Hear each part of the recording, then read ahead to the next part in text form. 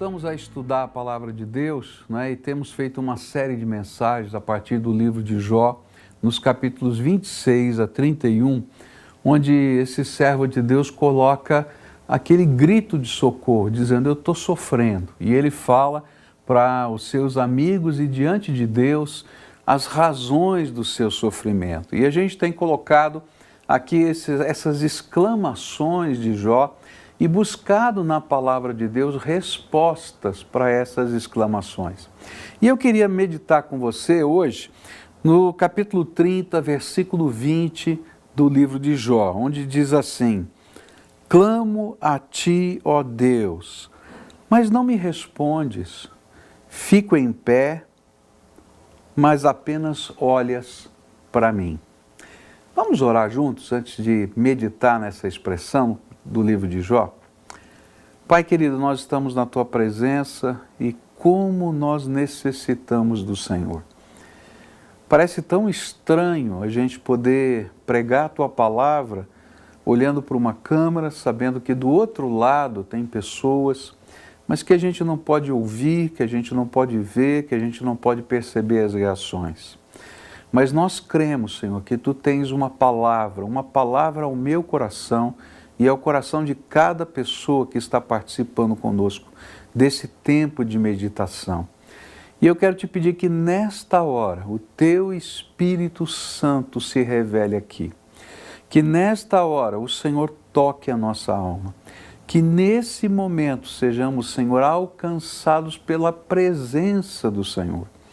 Ó Pai, eu não posso estar perto de cada pessoa que está participando conosco, mas o Senhor pode visitar cada uma no poder do Senhor, na misericórdia do Senhor, com a presença do Teu Espírito. Então vem, Senhor, sobre nós e abençoa. É aquilo que oramos em nome de Jesus, o Teu Filho. Amém e amém. Um dos momentos mais difíceis na vida de um cristão é quando o nosso Senhor demora a responder. Eu não sei você, né, mas eu sei que esses são os momentos de angústia da minha alma. E às vezes eu estou procurando uma resposta do Senhor, uma orientação do Senhor, uma intervenção de Deus na minha vida, nas questões pessoais, nas questões ministeriais. E a gente fala com Deus e parece que a gente não consegue ouvir a resposta. Já aconteceu isso com você? Eu quero dizer que já aconteceu comigo e já aconteceu com vários dos servos de Deus aqui relatados nas Escrituras. E é disso que Jó está falando. Esses momentos do silêncio de Deus, onde parece que não há nenhuma resposta, onde parece que não há nenhum sinal. E há uma forte aparência de solidão que se intensifica na medida direta da profundidade da nossa dor. Então, quanto mais doído está, mais sozinho a gente parece que está se sentindo. E foi justamente isso que aconteceu com Jó e com tantos outros personagens das Escrituras Sagradas. Eu vejo isso acontecendo na minha vida e na vida de pessoas diante de decisões que eu tenho que tomar e o tempo vai passando e chega a hora de tomar a decisão e a gente às vezes não tem uma consciência clara da vontade de Deus e da resposta do Senhor. Eu vejo às vezes isso em situações familiares, onde você está vivendo uma situação complicada dentro de casa e você está esperando uma intervenção divina e parece que essa intervenção divina está demorando demais. Eu tenho visto isso em questões financeiras, gente que às vezes está naquela angústia diante de problemas financeiros, e o problema financeiro é para ontem, para anteontem, e parece que está demorando demais uma resposta de Deus. Tenho visto isso na vida de pessoas angustiadas, quando perdem um emprego, né, e não conseguem entender o que está acontecendo, e parece que o tempo vai passando, e não chega uma nova oportunidade, e as coisas vão ficando mais tensas. Tenho visto isso na vida de algumas pessoas que anseiam por uma resposta de Deus na sua vida afetiva. Com quem eu vou me casar? Quem é a pessoa que o Senhor escolheu para eu dividir o resto da minha vida e parece que o tempo vai passando. Eu vejo isso às vezes em alguns jovens que estão dizendo, bom, qual é a minha vocação? Eu me lembro da minha filha chorando, né? Sentada no chão do quarto, ainda jovenzinha, e tendo que decidir qual vestibular ela ia fazer, e ela dizia assim para mim, pai, não é justo a gente ter que decidir a vida inteira da gente num só momento. E eu dizia para ela assim, filha, mas Deus tem um plano, pergunta para Ele. Ela dizia para mim, eu já perguntei, mas eu não consigo entender claramente qual é a palavra dEle para mim. Gostoso foi quando Deus falou para ela e ela teve plena convicção daquilo que Deus queria para a sua vida. Eu vejo isso em situações de enfermidades também. Como o tempo parece que se congela, não é? Nos dias da enfermidade, e os dias são mais longos, e o tempo vai passando, e a gente vai dizendo, Senhor, quando vai vir a tua resposta, a tua intervenção? E há tantos outros momentos, né, na nossa vida em que a gente não consegue perceber nem a palavra, nem o cuidado do Senhor para conosco. E eu gostaria de tentar aprender com a palavra de Deus como enfrentar esses momentos na nossa vida. E porque Jó estava tentando descobrir como é que ele podia enfrentar esses momentos. E eu gostaria de usar alguns exemplos da Escritura Sagrada, porque eu acho que quando a gente vê histórias, né, pessoas, fatos, isso nos ajuda a perceber com mais clareza as maneiras de Deus trabalhar. E o primeiro personagem da Bíblia que me ajuda a entender como é que a gente age quando parece que Deus não está falando com a gente, vai surgir lá em Mateus capítulo 15, versículos 21 a 28, que eu queria ler. Diz assim, saindo daquele lugar, Jesus retirou-se para a região de Tiro e de Sidom. E uma mulher cananeia, natural dali, veio a ele gritando, Senhor, filho de Davi, tem misericórdia de mim. Minha filha está endemoniada e está sofrendo muito. Mas Jesus não lhe respondeu palavra. E então os seus discípulos se aproximaram dele e pediram, manda ir embora, pois vem gritando atrás de nós. E ele respondeu, eu fui enviado apenas às ovelhas perdidas de Israel. E a mulher veio, adorou-o de joelhos e disse, Senhor, ajuda-me. E ele respondeu, não é certo tirar o pão dos filhos e lançá-lo aos cachorrinhos.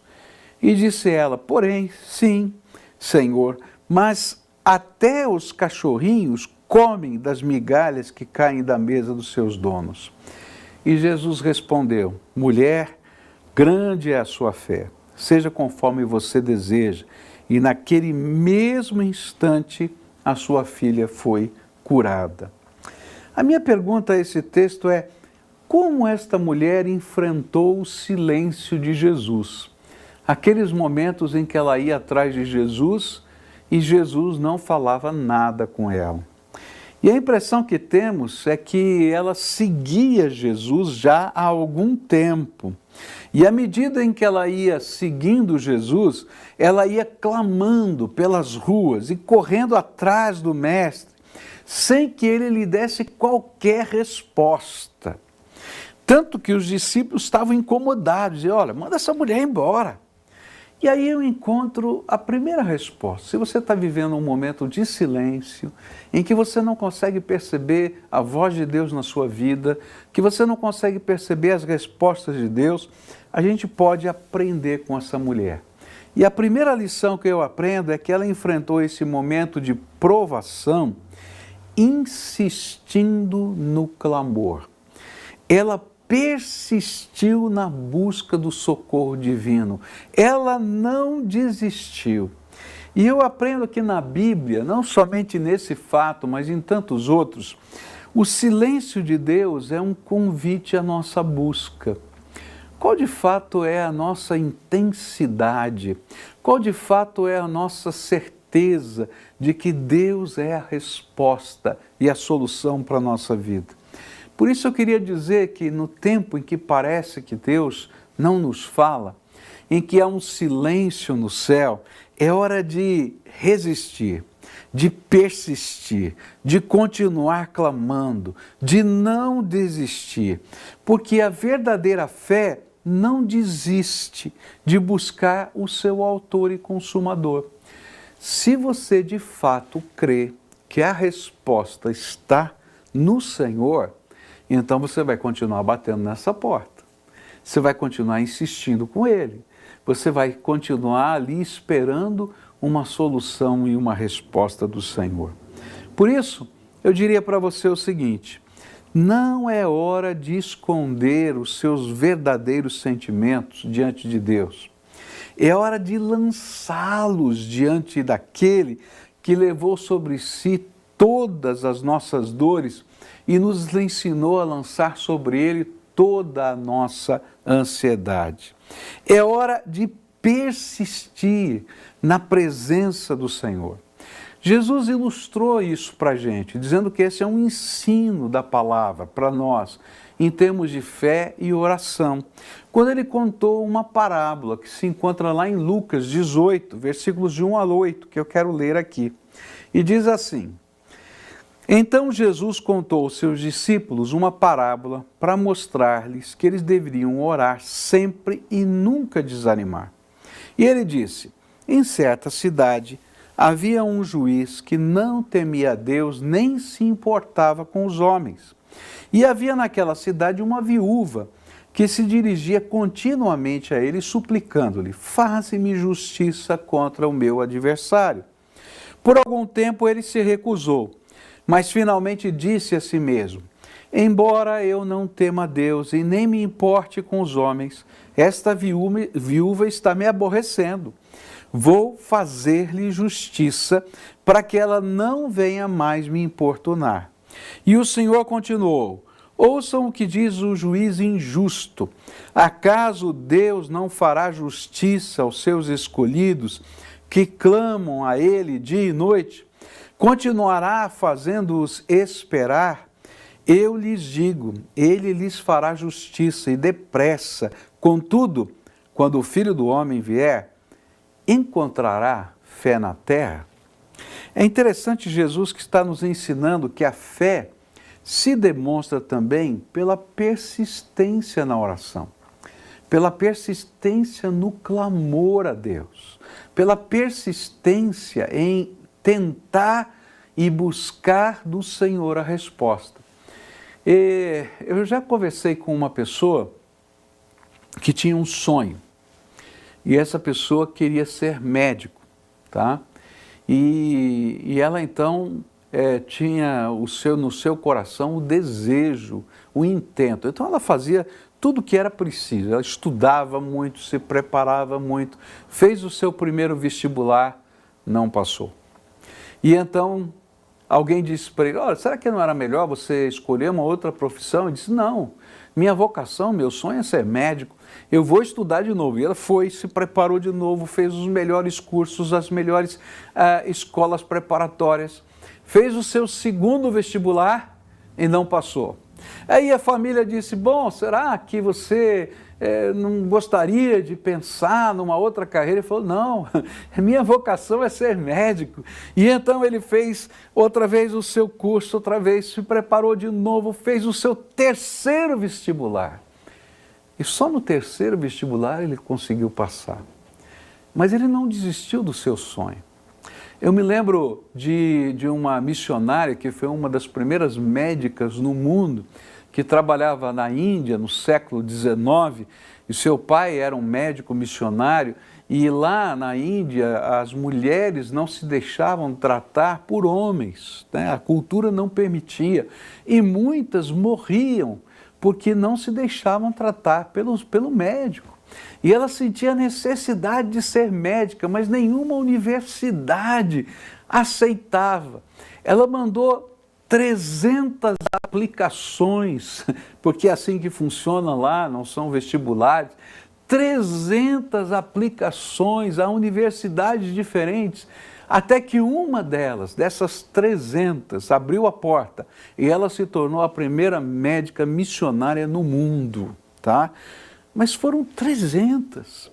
É interessante que para as coisas que são importantes para a nossa vida, a gente tem a coragem e a determinação de persistir. E a Bíblia está dizendo, olha, se a fé e se a crença que você tem de que a resposta só pode vir do Senhor é algo tão forte na sua alma, então não desista. Procure a face do Senhor. Procure com intensidade de alma. Procure com jejum, com oração, com súplica, porque o Senhor vai ouvir e em tempo oportuno vai responder. Eu acho bonito duas histórias da Bíblia que refletem essa realidade. Uma delas é a história de Jacó, quando o anjo do Senhor aparece diante dele, ele está voltando para casa e ele abraça o anjo do Senhor e diz assim, olha, eu não vou te largar enquanto você não me abençoar. E de fato, ele só largou o anjo depois que o anjo do Senhor o abençoou. Outro fato na história da palavra de Deus também está no Novo Testamento, quando o cego de Jericó, Bartimeu, ele se coloca atrás de Jesus e grita insistentemente, Jesus, filho de Davi, tem misericórdia de mim. Ninguém aguentava mais o cego gritando, até que Jesus chegou sobre ele e fez a cura e ele enxergou outra vez. Então eu queria dizer para você, a Bíblia nos ensina que uma das maneiras de enfrentar o silêncio, esse silêncio aparente de Deus, é esse convite que o Senhor nos faz através desse silêncio, a buscarmos intensamente o Senhor e não desistirmos de orar, de não desistirmos de buscá-lo, de não ceder ao desânimo de modo algum. O fato é que todos nós, queiramos ou não, estamos passando ou passaremos dias em nossas vidas nos quais Deus parece silencioso. São dias de desânimo e a demora e o desânimo geram ansiedade e a ansiedade não tratada gera desespero. Mas como lidar ou viver neste período? E aí a gente vai aprender que a gente tem que buscar o Senhor intensamente. Mas há um segundo exemplo na Bíblia que nos ajuda a lidar com o silêncio de Deus. E esse segundo exemplo eu vou tirar da vida de Abraão, que vai estar relatada nos capítulos 12 a 21 do livro de Gênesis. Então o que eu vou falar aqui é um resumo dos capítulos 12 a 21 do livro de Gênesis. Na vida de Abraão e Sara, houve dois grandes momentos de silêncio de Deus. O primeiro grande momento dos capítulos 12 a 15. E então no capítulo 15 o Senhor aparece a Abraão e reafirma sua promessa. No capítulo 12 ele faz uma promessa que Abraão receberia de Deus o presente de ser pai, não é? E que da semente dele uma grande nação seria formada. Mas ele espera isso acontecer e os anos vão se passando. Do capítulo 12 ao capítulo 15, mais ou menos 12 anos se passam. E ele não tem filhos durante esses 12 anos. E chega lá no capítulo 15, ele está angustiado, ele está com o seu coração apertado. E aí então o Senhor reafirma a sua promessa. Mas há um segundo período de silêncio de Deus que vai do capítulo 15 ao capítulo 17.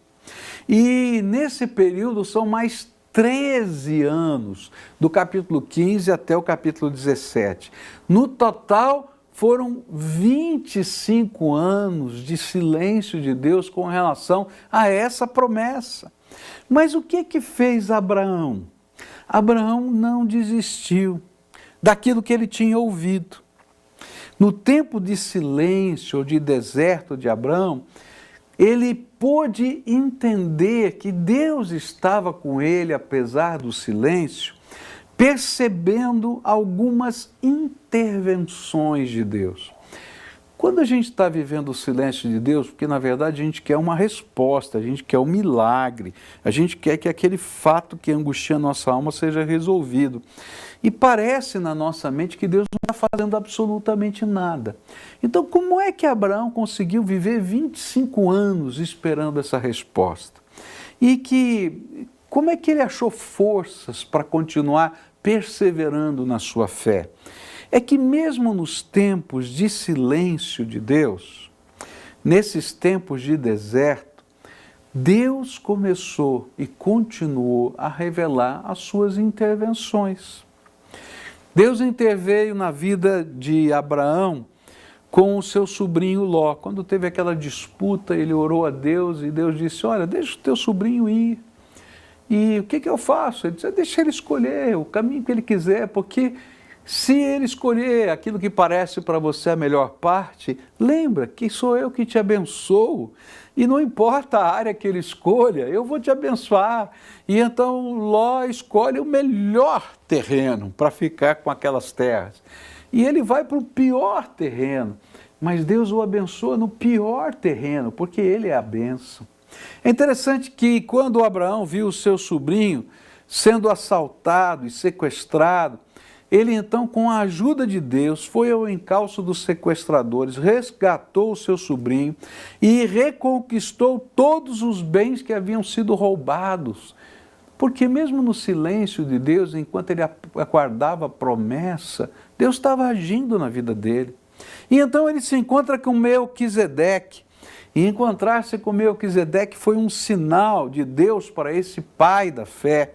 Era Deus dizendo: pode ser que eu não esteja falando com você, pode ser que você não esteja vendo a resposta da minha promessa, o cumprimento da minha promessa, mas eu estou olhando atentamente para você.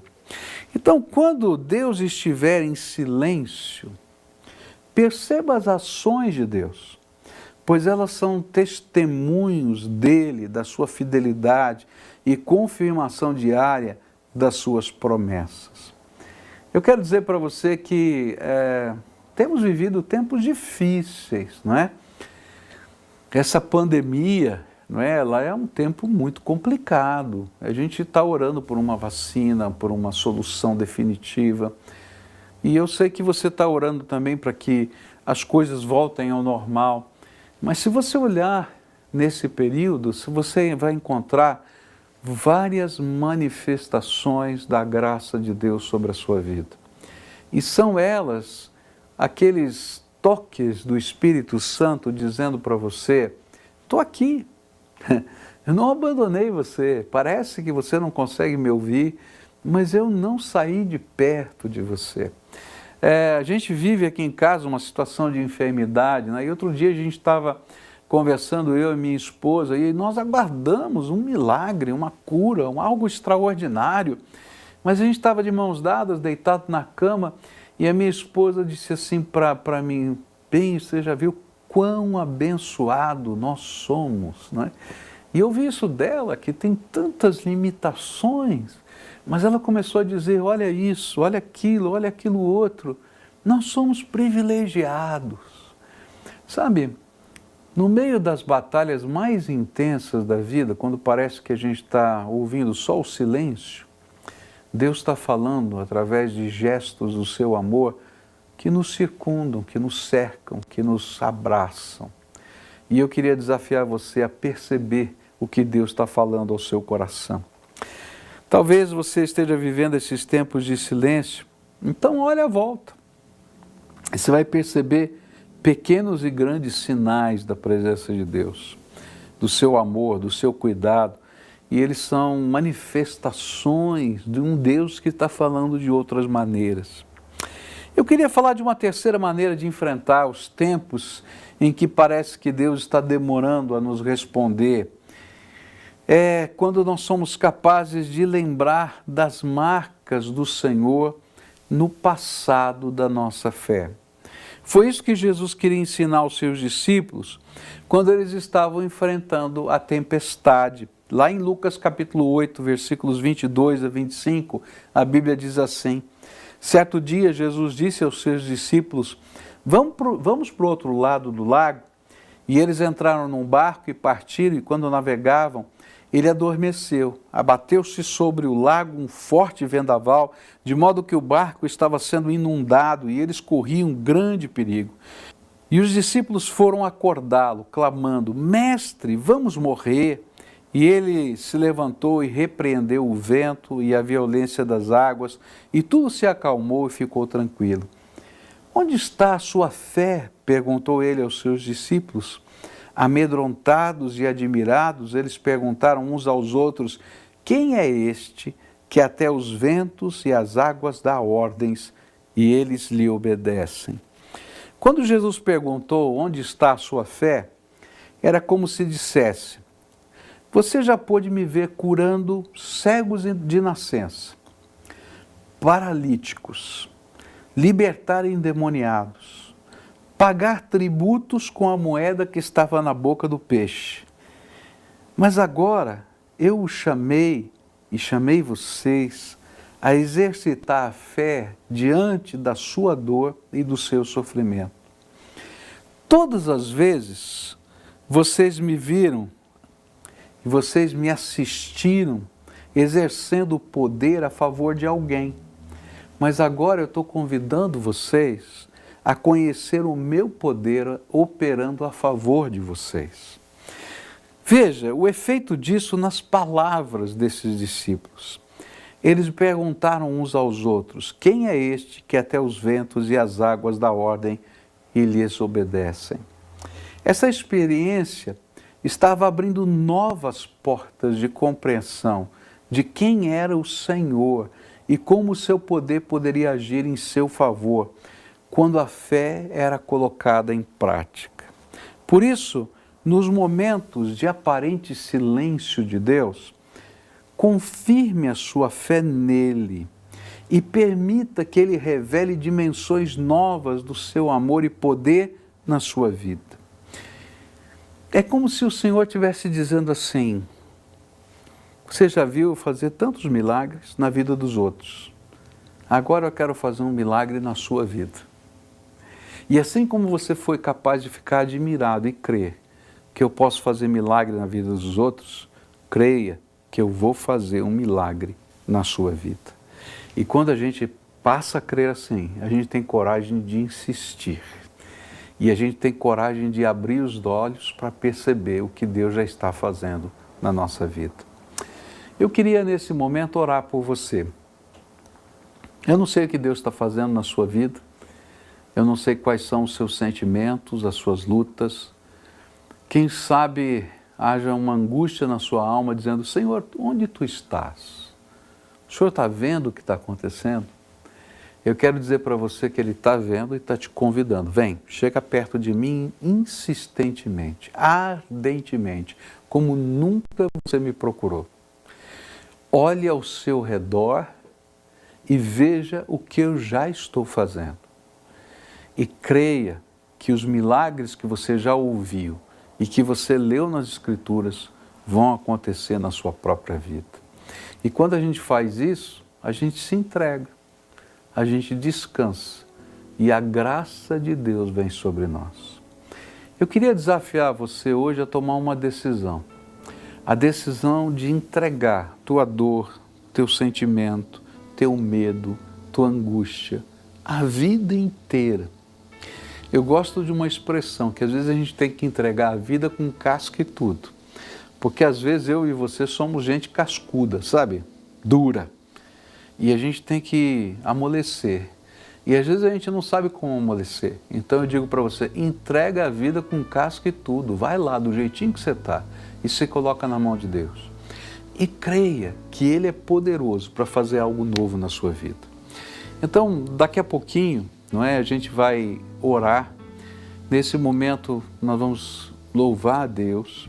Enquanto a igreja está louvando a Deus e você vai buscar a face do Senhor, eu queria convidar você a entrar nesse link e assumir um compromisso de decisão com o Senhor. Eu estou me entregando ao Senhor, estou colocando a minha vida, a minha dor, meu sentimento.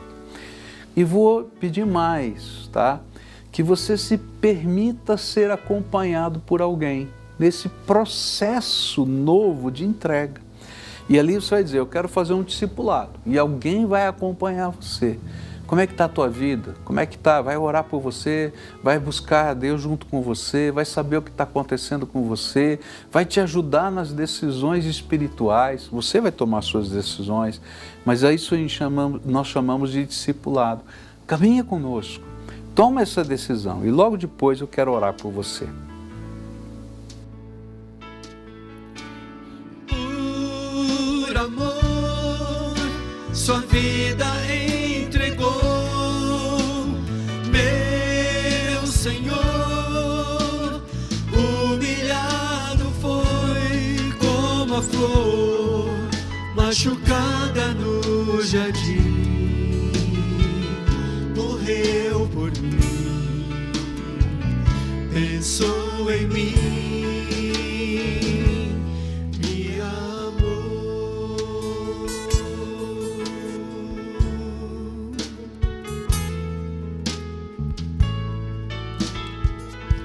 Bem mais que as forças, poder e reis, que a natureza e tudo que se fez,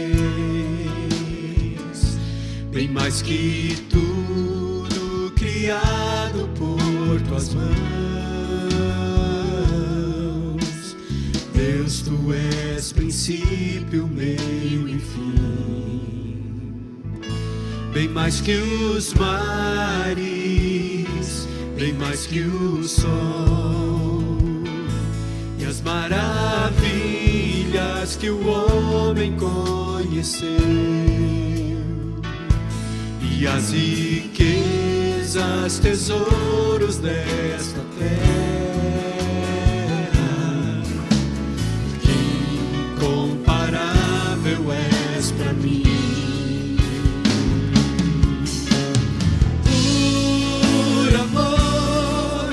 Sua vida entregou, meu Senhor. Humilhado foi como a flor machucada no jardim, morreu por mim,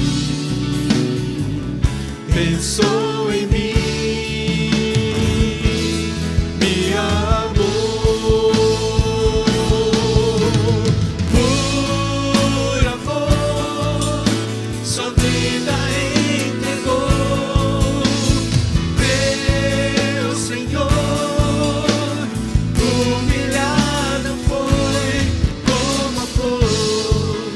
Machucada no jardim, morreu por mim, pensou em mim, me amou. Como a flor machucada no jardim, morreu por mim, pensou em mim.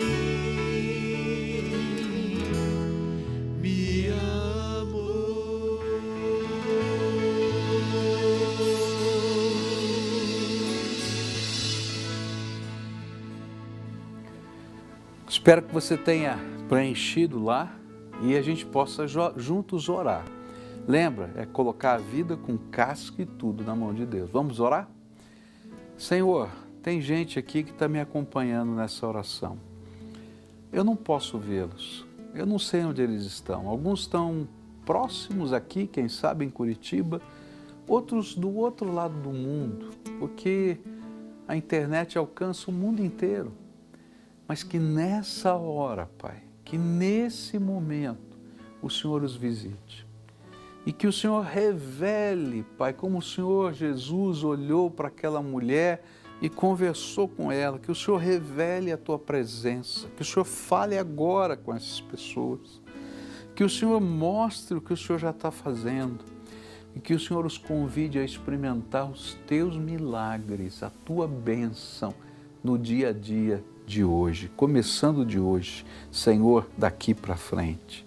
Põe a Tua mão de poder e graça. É aquilo que eu oro em nome de Jesus. Amém e amém. Não desista. O Senhor é por você.